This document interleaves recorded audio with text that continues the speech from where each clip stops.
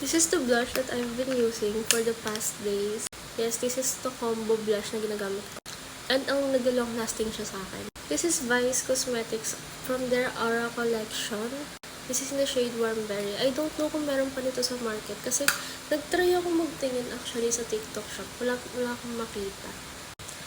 I love this combo. At first, I thought hindi siya ang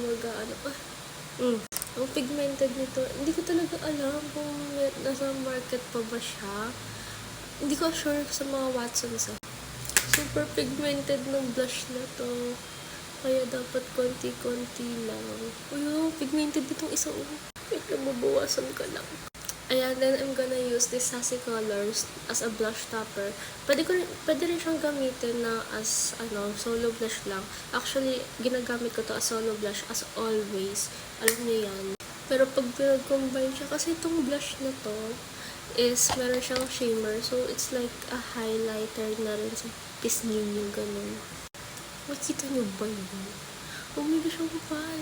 Anyway, that's my blush combo for today. Alis kasi ako. So, go get this. I really don't know kung meron pa nito. But ito talaga, this is the best, guys. This is the best.